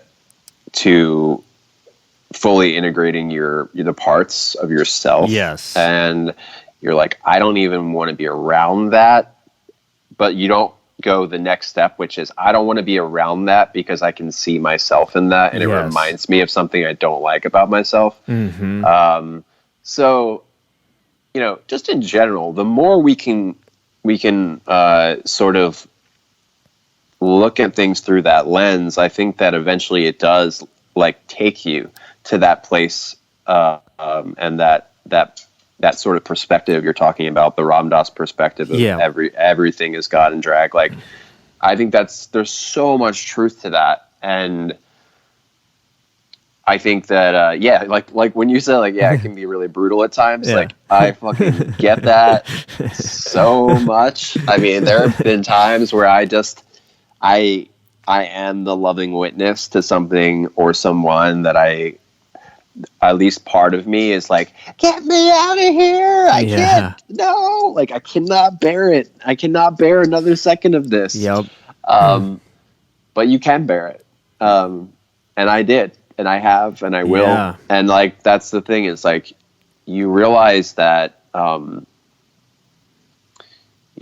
this becomes like this whole other thing if you're a musician or an artist or a performer or something where you have fans, right? This idea of fans, like this is like this whole mind trip thing of like, for me, it's been this journey of really like resisting that concept for so long.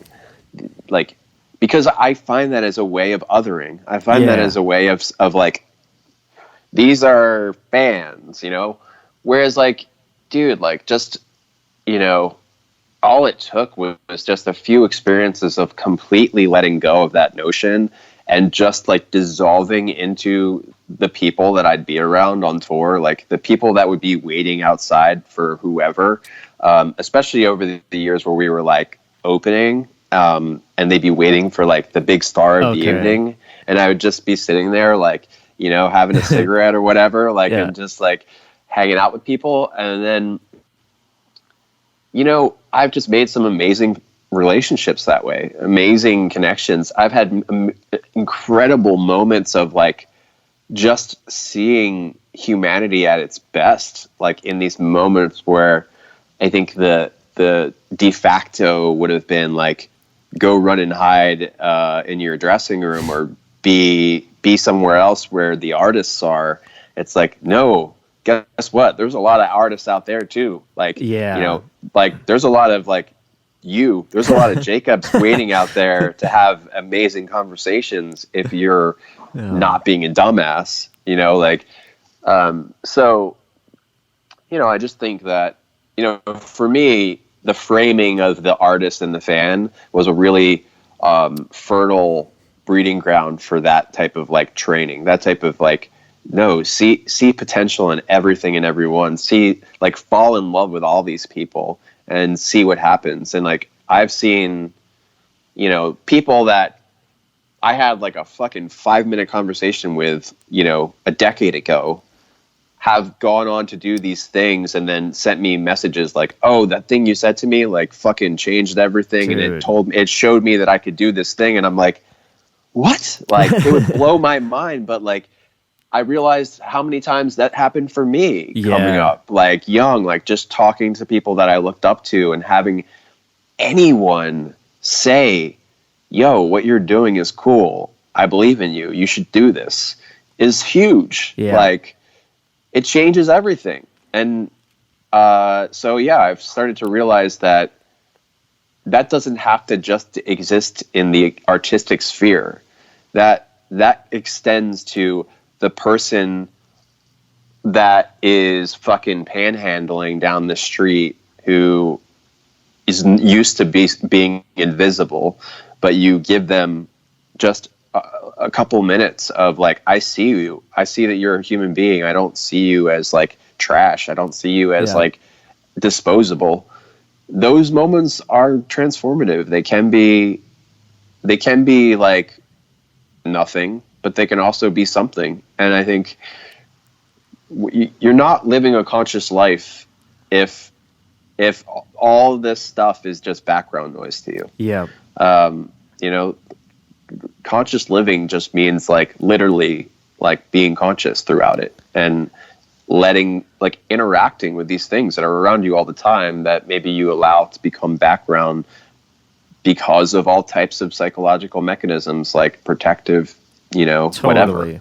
Yeah. End up, putting it's like you turn the things outside of you into like a parody of themselves, or like you just have a mental construction of what they are without really like people. It's really easy to do that to a person who seems to be like evil or mean or whatever, just to sort of like label them and sort of put them in a little compartment in your mind. But to think about like, oh yeah, they were like a baby once, and like their parents loved them, and they were a cute kid, and they ran around, and it's like they didn't think, oh, when I grow up, I'm gonna be like an evil dictator or something. You know what I mean? Like something happened, like something bad happened, and I don't know. I never claim to know the solution of how to like address all these situations, but I know that like hate and resistance and separation and like otherizing anybody just doesn't seem to be the answer necessarily, at least. No. Or just simple projection. I mean, like literally, like that's the smallest, most common example of it that we do all the time. Sarah and I were talking recently just about like what we do with the silence, right? Like the shit that we project into someone else's silence is just this reflection of how we feel about ourselves, and how like you send a fucking text or an email, or you call and you leave a voicemail and you don't get a response. And it's like, what's your first inclination is, oh, they fucking think this about me, and they think all this stuff. They blah, blah, blah, blah. Yeah. You can create this whole fucking story, and then it's just like, oh, dude, missed it. Sorry. Yep. You know what I mean? Like, like that happened the other day with me and you. Like, and like, not the projection part of it, but like, sure, like I recognize all the time the potential for that, because I do it. You know what I mean? Like, all the time. Like, and really, I mean, it's kind of a great thing if you can look at it, because it's like, well, why do I feel that bad about myself? Like, why would I think that like Colin's ghosting me because he thinks I'm like a piece of shit? Like, yeah, exactly. Like, like you should think people are pumped to like talk to you, and maybe they're just busy or whatever, but it's interesting to like take those little things and sort of investigate them a little bit. Yeah. Oh, 100%. Like I think that the thing I tweeted about it was like silence between you and someone else is like a perfect, it's a perfect opportunity to see how you feel about yourself. It's like, it really, it is. It's like, if you can just be secure with the silence and recognize that, the truth of a matter is someone's silence, when you send a signal out and you get silence back, the only thing it actually says is that there's some type of inability on their side of things to respond. Yeah.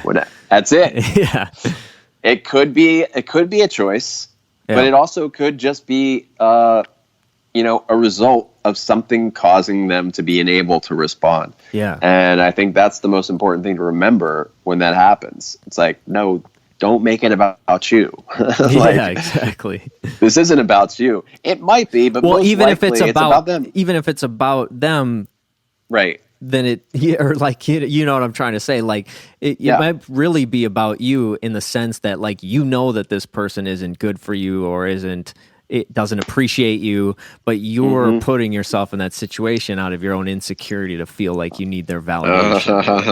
Yeah, exactly. Yeah, that's a really good point. Yep. It's for like sure. a lot of these old sayings, like, surprisingly ring true. Like, it takes two to tango, you know? Oh, yeah. Well, there's, cliches are cliches for a reason. Totally. Because they really are true. There's a true aspect to almost every cliche. Yeah. Sorry, I'm like, if this was nighttime, you would feel like you were watching like Ghost Hunters, Yeah. Like, oh my god, Yeah, exactly. I'm just like trying to find my charger. No, that's all like, good, man. I mean, I've already kept you a lot longer than I thought I was going to. It's just been such a pleasure talking to you. You didn't keep me at all. Good. Cool, man. Well, something I definitely... sorry, what were you going to say? Oh, no, I was just going to say I want to make sure that at the very minimum that we don't just get like cut off by my phone dying. Cool. Yeah, that would not be cool. Something I wanted to say right from the start and just didn't because we got into it right away was just like what discovering Circa was like in like 2007, being in a band. And I was a drummer at that point too. I know you played drums in your other band. But as far as Circa goes, like we had two guitar players and it was just really badass to like, I just feel like you guys really blew our minds as far as what was possible for like two guitarists in a band. I don't know if Hold that's on something 1 second. Okay, cool. Because I'm like, oh, wait, that might work. Let's see here. Because you got I'm trying to figure out how I can put you on speaker. No. It says speaker off. My bad. Sorry about this. No worries, bro. This is reality, people. Yep.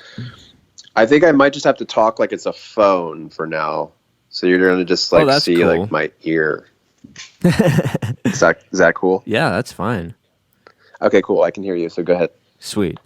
No, what I was going to say is like you guys really changed the game, at least for us personally. And I felt like, honestly, in a lot of music as a whole that I've heard, as far as like what it's like for two guitar players to be in a band, you know? Like a lot of people have like a rhythm and a lead, or even like, you know, two rhythms that kind of are doing basically the same thing.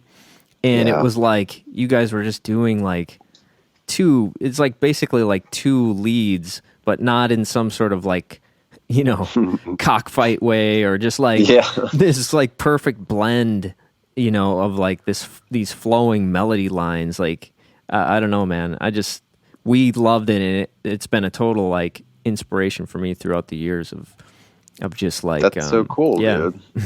I mean, I think I look back on that time and realize how maybe it was a little more rare back then. It seems like it's way more normal now, but you know, it was a cool thing to be experiencing in real time, sort of making it up as we went along. And for me, like you said, like coming from like being a drummer, or really just feeling like a songwriter mostly, like not even identifying so much as a drummer per se, because I feel like, you know, at that point I probably knew how to play drums just as much as I knew how to play guitar, just as much as I knew how to play anything else, enough to put together a song to multi-track or whatever.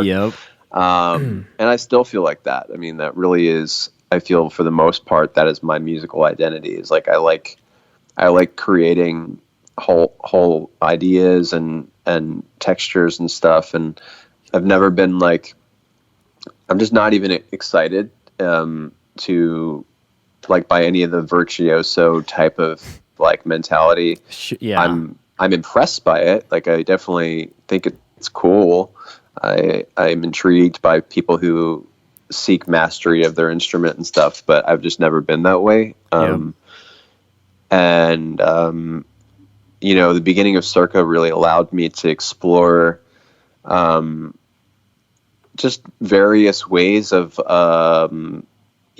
being a guitar player that didn't really have a set role. Like, I just felt like, I didn't have to be rhythm or lead. I didn't have to be, I don't know. I just didn't have to think about that at all. I just felt like, how can I serve this part and this song in the best way? And if it was an idea that I wrote like all the parts for, like say I demoed like the drums, the bass, 2 guitars, I'd almost always defer to the more background part. Nice. Either because I'm like, oh, this is super fucking easy and I'll be able to like just completely lose myself while I'm playing this. Yep. Or I'm just like, yeah, the more difficult part here, Brendan, and then Brendan would just make it even more crazy. And I loved letting that happen. That was like always exciting to me to I'd come up with something that would be stretching my playing to like the limits of like, oh, this is hard for me to record even. Like, I don't think playing this live would be really, really challenging. But then recognizing, oh, but I have Brendan, and if I show him this part, he'll probably be able to make it even cooler, and it won't even be a problem for him.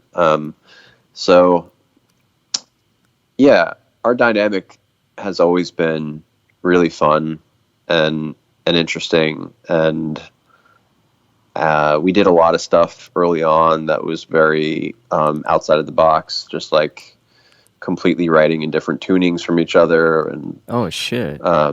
Really just trying weird stuff, because I think Brendan got a kick out of the fact that I just totally did not have a guitar player mindset at all. So I think that comes across, that's cool. Not in terms of like, oh, this guy doesn't know how to play guitar. More so, that's how I feel. But no, not at all, time, man. I mean, I totally relate to you because I'm the same exact type of dude. Like, I love just like writing songs. That's probably why I like your music so much. I appreciate that. Oh, man. I like this. I appreciate that big time. Yeah, I just like, I've always loved just like doing all the parts, I'm not proficient in any instrument, but I just love putting them together and just like having fun, Something that like Circa, do you ever listen to Deftones? You like Deftones? Quite a bit. Circa kind of has, not in the sound wise necessarily, but just in the, I feel like Circa's kind of like a Deftones band where like Deftones started out in the sort of new metal crowd, but then they persisted like beyond it, and they just obviously have their own sound. And like, I don't know, I just feel like Circa is kind of the same type of deal to me, where you started in this period of like this post-hardcore or emo or whatever in that. But I mean, right from the start, like, I remember how I found out about you guys was like in a guitar magazine or something, kind of being compared to these other bands, in the scene around that time. And once I actually got your album and started listening to it, I was like, oh man, these guys are nothing like that stuff, and like, following throughout the years, it's like you guys have just like took your own path and persisted and had your own identity that evolves and like is not a part of any real like specific genre. You know what I mean? Yeah. I mean, I love that. I love that when I hear anything like that, I feel like, by George, we've done it.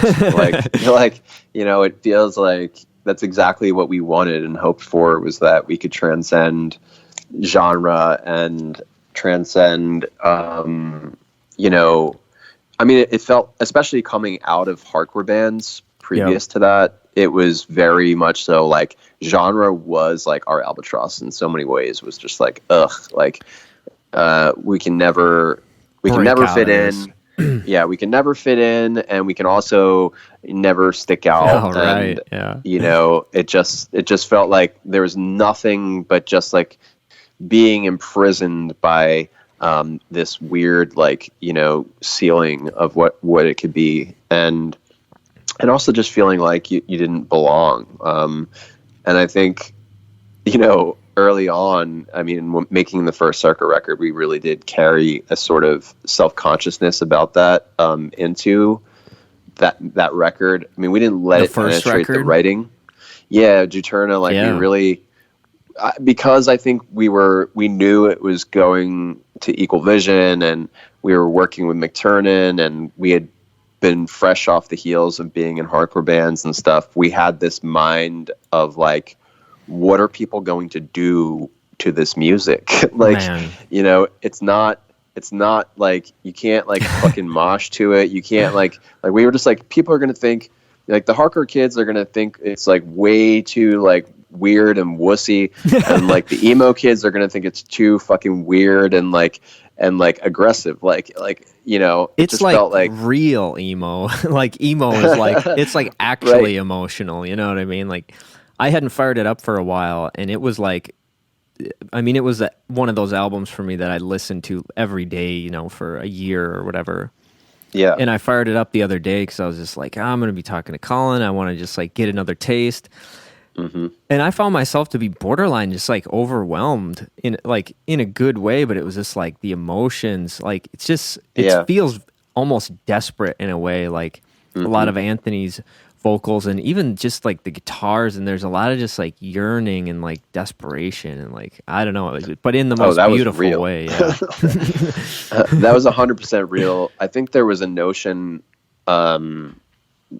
partially unspoken, but I think like at least for me, there was a big mentality of like, this might be it. Like this we may just like make this record and that might be it. And I think it's a great motivator for just like, you know, what's the fucking phrase, like necessity is the mother of all invention. Yes. You know, it's sort of like it felt very much so of like, you know, we had sort of created this opportunity for ourselves out of nothing, and it felt dreamlike, but it also felt too good to be true in a lot of ways. Yeah. And I think coming out of like previous bands, all of us had been burned and been around the bend a few times to the point where none of us, I think, you know, just having a record label back you doesn't mean anything. You know? Yeah. And even like, I mean, that's the thing.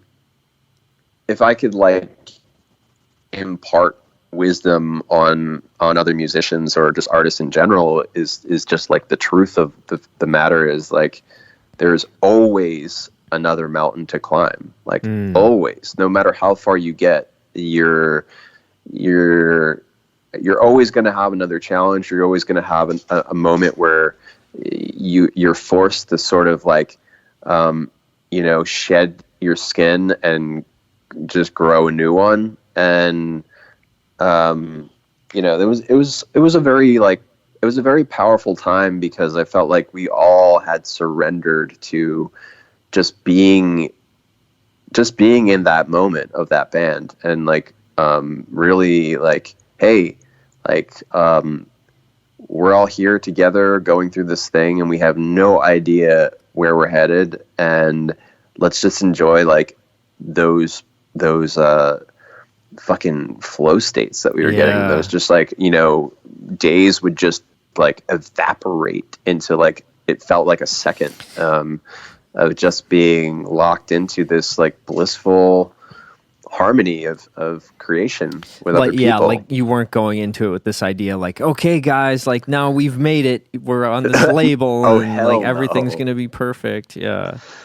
No, you know, it's so funny, and maybe that was really like the first big test of non-duality, because I think like I was holding two separate realities for sure back then, where I was like, okay, like I have to give up. Sorry, my dogs are freaking out. No worries. Just give it 1 second. You know, I'll just let them do their thing for a moment. Yeah, like I had to, on one hand, give up everything and sacrifice everything and give all to this project as if it was going to be the rest of my life. And I think all of us simultaneously did that. But at the same time, keeping one foot in the reality of the fact that it could be over in a second, and that it could go nowhere, and that I could be back to square one, potentially looking for a normal job, or going homeless or something. Yeah. And both of those things were true. Like, both of those things were where my head was. And I think maybe everyone in the band had slightly different, tilts. I think Anthony, at least when I talk to him now, it seems like there was a deep sense of knowing in him. I don't know if he was that in touch with it, because I know he had moments of fear as well. But there did seem to be a sense of, a guidance navigation system that had somehow kicked in for all of us, and especially him. Like, it seemed like he was very much so in touch with the fact that, okay, well, like, even if this doesn't last forever, like, I feel like something is on my side, and I'm gonna just like be as authentic and like and giving to it. I don't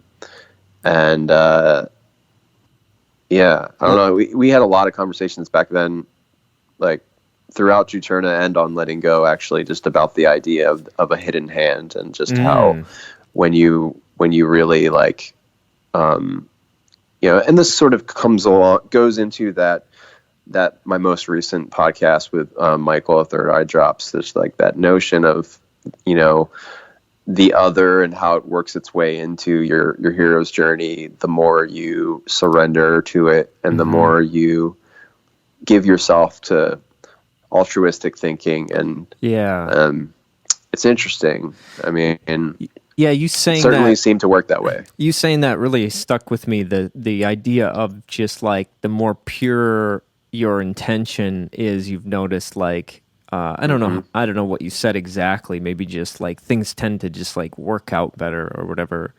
I believe what I said was that the more pure your intentions are, the more direct response from the other, and the more quick the speed. In that, it's like, if you have a supremely pure intention, you're getting like Amazon Prime now. Speed delivery of what you're trying to manifest. It's pretty crazy. That's awesome. And I think like that really stuck with me, because so far with the podcast, it's not like anything crazy is happening, but it's just like the ability to like get people that want to come on and that are excited about it, and that I'm excited about, like, has been like pretty effortless in a way. Like, it's taken time, but it's not like I feel like, oh, why won't these people come on? Like, it feels like, okay, there's like a flow happening. And I very much like related to that idea of, because the intention of it in my mind and my heart feels like it is fairly pure, Yeah, dude, of course. And you'll see how every time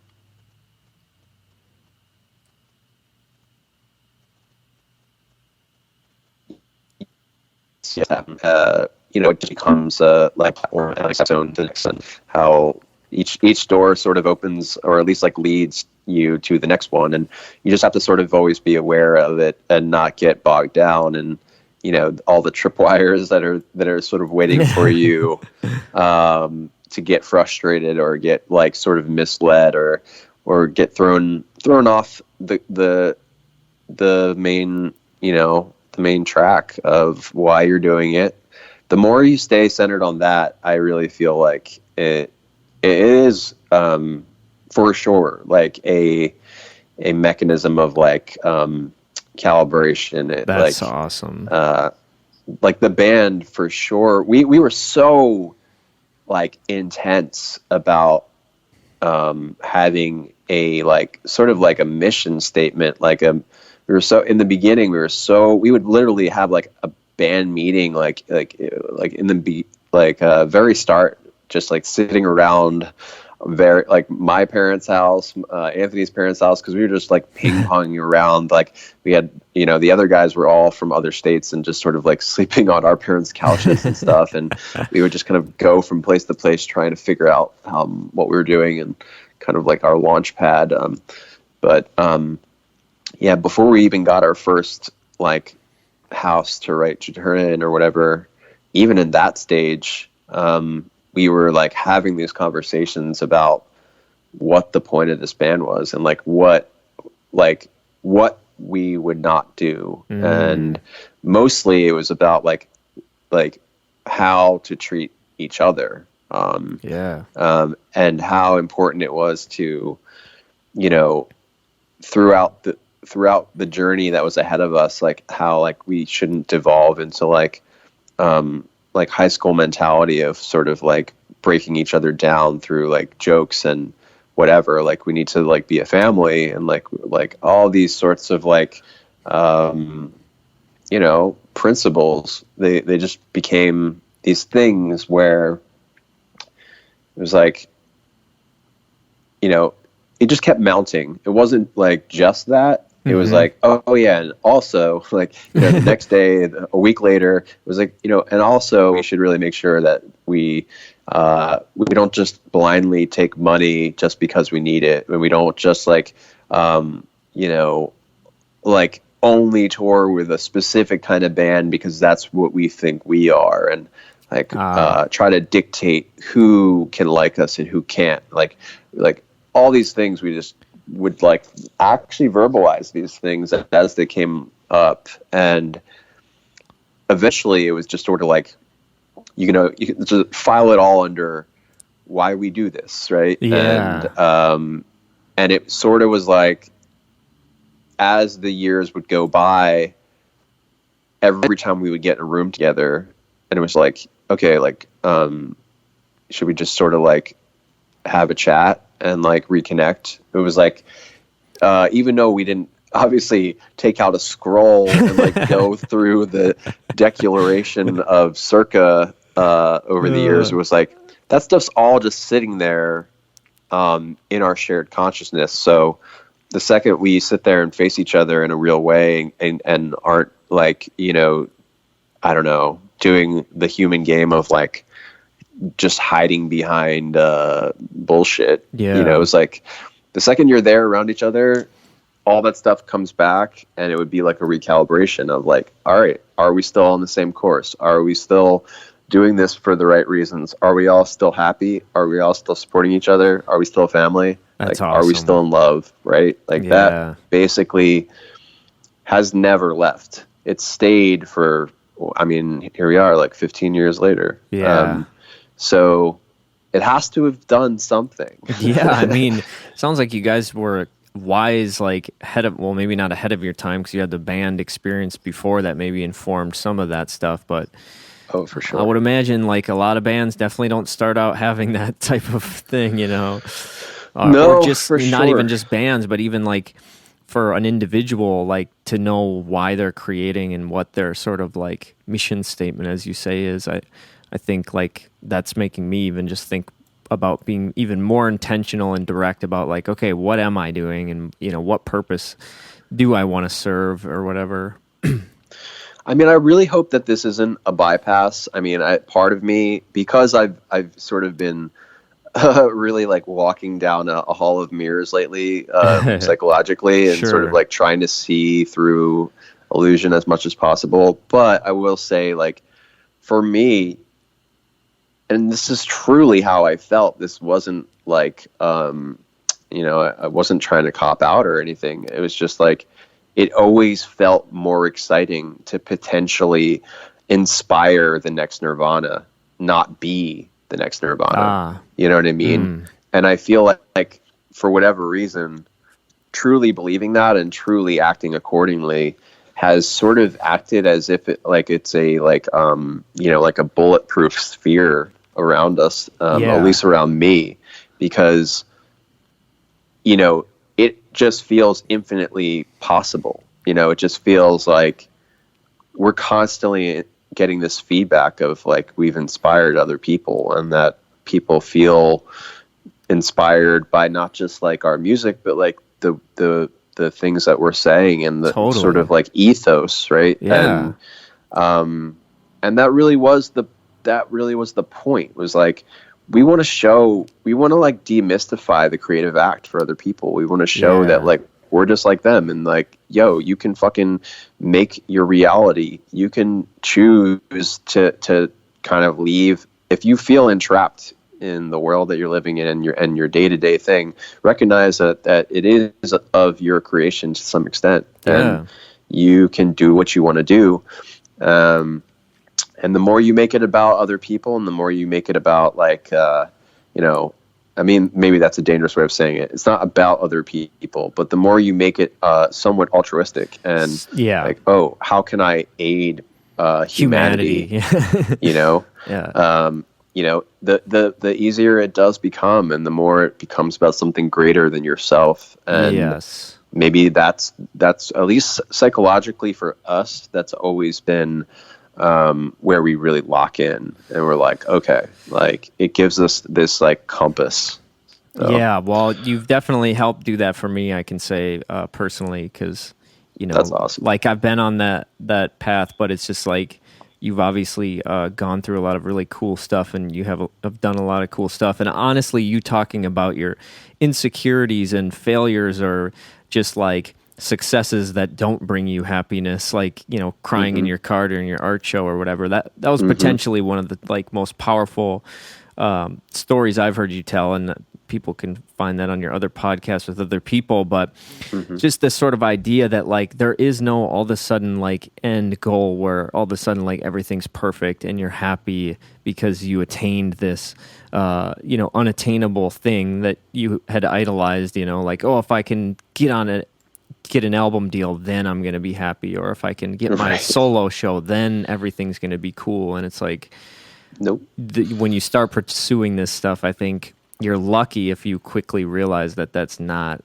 a reality, So true. And it's never been a more, sort of like potent idea and sort of pressing, philosophy than now. Like we need that type of thinking now, because you can just look at all these people that we think have everything, who just fucking kill themselves, Totally. That really just speaks volumes to the fact that you can't make it about that. You cannot make it about these, acquiring things, titles, recognition, whatever it is, all that stuff, that's why half of these people go on these insane like spiritual quests as they start ascending up the ladder of, society. It's like they get up there and they see that there's nothing fucking waiting for them. And then they're like, wait a second, I got tricked. Like, where's the part where I feel fulfilled? Where's the part where I feel like a sense of pride about it all? And then that's really the moment of like reckoning, is like you realize that you never needed any of it at all. Yeah, exactly. And it all becomes like, it all just sends you right back to the beginning of the maze again. Like, you thought you got through it. You thought you solved it. Nope. And that's the most powerful lesson to learn, is that, it's not in the fucking, it's not in the product, it's in the process. Yes. Yes. Well, shit, man, I don't want to keep you too much longer just like holding your phone up to your ear like that. I don't want to be responsible for those radiation permeating your... But I appreciate that. But dude, like, thanks so much for coming on. Like, I certainly was feeling a bit like Wayne and Garth backstage at Aerosmith, like we're not worthy type of thing. But no, man, it's just really cool to connect it and talk and everything. And we didn't even get to your art or your panel much. Dude, we'll do this again. And let me tell you, brother, it's a total pleasure.